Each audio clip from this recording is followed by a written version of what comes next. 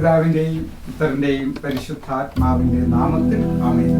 യേശുവിൽ ഏറ്റവും സ്നേഹമുള്ള സഹോദരങ്ങളെ ഏവരെയും കർത്താവ് യേശുമിശിഹായുടെ തിരുവചന സന്ദേശത്തിലേക്ക് നിങ്ങളെ സ്നേഹപൂർവ്വം സ്വാഗതം ചെയ്യുന്നു. സഹോദരങ്ങളെ,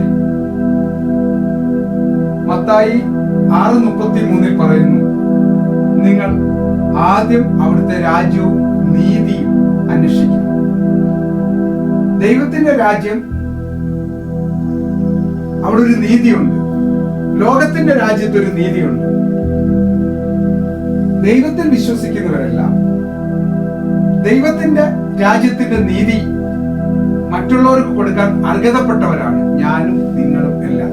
ആര് ദൈവത്തിൽ വിശ്വസിക്കുന്നു അവരെല്ലാം ദൈവത്തിന്റെ രാജ്യത്തിന്റെ അവകാശികളാണ്. അവർ ആ ദൈവരാജ്യത്തിന്റെ നീതി മറ്റുള്ളവർക്ക് നൽകാൻ കടപ്പെട്ടിരിക്കുന്നവരാണ്. ഞാൻ അടുത്ത കാലത്ത് മംഗലാപുരത്ത് നിന്ന് കോഴിക്കോട്ടേക്ക് ഞാൻ യാത്ര ചെയ്തു വരിക.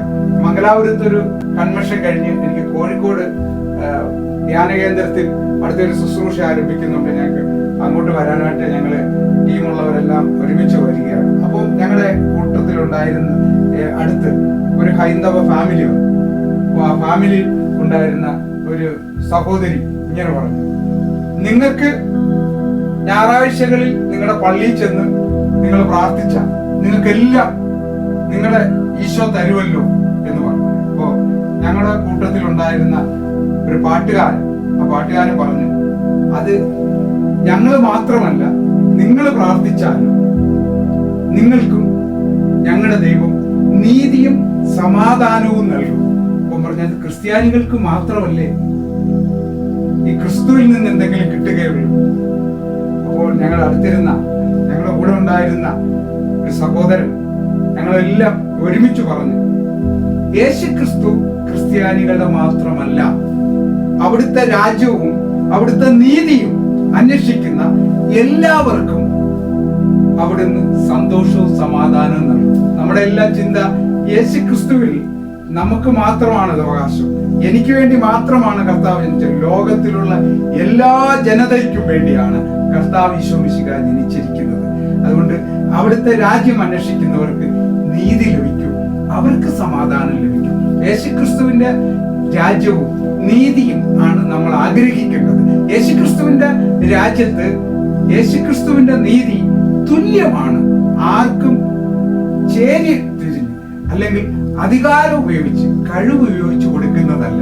ദൈവത്തിന്റെ നീതി സമാധാനവും സന്തോഷവും ധൈര്യവും പകരുന്ന ദൈവത്തിന്റെ രാജ്യം, അത് നാം നമ്മുടെ ഹൃദയത്തിൽ വരാനായി, നമ്മുടെ ഭവനത്തിൽ വരാനായി നമ്മൾ പ്രാർത്ഥിക്കുമ്പോൾ ദൈവം നമുക്ക് ദൈവത്തിന്റെ നീതിയും അവിടുത്തെ രാജ്യവും നീതിയും നിങ്ങൾ അന്വേഷിക്കുക, ബാക്കിയെല്ലാം കൂട്ടിച്ചേർക്കപ്പെടുന്ന ദൈവത്തിന്റെ രാജ്യം നമ്മൾ അന്വേഷിക്കുമ്പോൾ നമുക്ക് നീതിയും സമാധാനം. നമ്മുടെ ദൈവത്തിന്റെ രാജ്യമല്ല ഞാനും നിങ്ങളും അന്വേഷിക്കുന്നത്. അതുകൊണ്ടാണ് നമുക്ക് മനുഷ്യരിൽ നിന്ന്, അധികാരികളിൽ നിന്ന് നമുക്ക് നീതി ലഭിക്കാത്തത്. കർത്താവിൽ വിശ്വസിക്കുന്ന ഒരു വ്യക്തിക്ക് സ്വർഗത്തിൽ നിന്നും ദൈവമാണ് നീതിയും സമാധാനവും സന്തോഷവും വാങ്ങിത്തരുന്ന. അടുത്ത കാലത്ത് ഒരു സഹോദരി വിദേശത്ത് പോകാൻ വേണ്ടി മകള് വിദേശത്ത് പോകാൻ വേണ്ടി പ്രാർത്ഥിക്കുകയായിരുന്നു. അപ്പോ എന്നെ കണ്ട് പ്രാർത്ഥിക്കാനായിട്ട് ഈ സഹോദരി കോഴിക്കോട് ധ്യാന കേന്ദ്രത്തിലേക്ക് വരികയായിരുന്നു. അപ്പോൾ ഞാൻ പറഞ്ഞു, ആദ്യം നിങ്ങൾ അവിടുത്തെ രാജ്യവും നീതിയും അന്വേഷിക്കുക, കർത്താവ് നടത്തി തരും. ഹല്ലേലൂയ. എന്താണ് രാജ്യം, എന്താണ് നീതി എന്ന് അവരെ മനസ്സിലാക്കി കൊടുക്കേണ്ടത് എന്റെയും നിങ്ങളുടെയും ഒരു കടമയാണ്. എന്താണ് നീതി? സമാധാനത്തോട്. കർത്താവിന്റെ നീതി എന്താണ്? എല്ലാവരെയും തുല്യമായി സ്നേഹിച്ച് എല്ലാവർക്കും തുല്യമായ അർഹമായ എല്ലാ കാര്യത്തിലും അർഹത നൽകുന്ന ദൈവത്തിന്റെ നീതിയും സമാധാനവും നീ അന്വേഷിക്കുമ്പോൾ ബാക്കിയെല്ലാം നിനക്ക് കൂട്ടിച്ചേർത്ത് തരുന്ന ഒരു ദൈവം. നീ എന്തൊക്കെയാണ് ചെയ്യേണ്ടത് അത് ദൈവം നിനക്ക് കൂട്ടിച്ചേർത്ത് തരും. നീ ആദ്യം ദൈവത്തിന്റെ രാജ്യവും നീതിയും ഞാൻ അന്വേഷിക്കണം. അപ്പോൾ നിനക്ക് ആവശ്യമുള്ളതല്ല കൂട്ടിച്ചേർത്തു തരുന്ന ഒരു ദൈവമുണ്ടെന്ന് ഞാനും നിങ്ങളും വിശ്വസിച്ചാൽ, യോഹന്നാൻ 11:40 വിശ്വസിച്ചാൽ നീ ദൈവത്തിന്റെ മഹത്വം ദർശിക്കും. ആ ദൈവത്തിന്റെ മഹത്വം ദർശിക്കുന്ന നീതിയും സമാധാനവും നമ്മുടെ കുടുംബങ്ങളിൽ, നമ്മുടെ കുടുംബ ജീവിതങ്ങളിൽ വന്നു നിറയട്ടെ എന്ന് പ്രാർത്ഥിച്ചുകൊണ്ട് പിതാവിന്റെയും പുത്രന്റെയും പരിശുദ്ധാത്മാവിന്റെ നാമത്തിൽ ആമേൻ. ദൈവത്തിന്റെ നീതിയും സമാധാനവും നമ്മുടെ കുടുംബങ്ങളിൽ ഭരണം നടത്തട്ടെ എന്ന് പ്രാർത്ഥിച്ചുകൊണ്ട് പരിശുദ്ധ അമ്മയുടെ വലിയ മാധ്യസ്ഥം നമുക്ക് ഉണ്ടാകുമാറാകട്ടെ. ആമേൻ.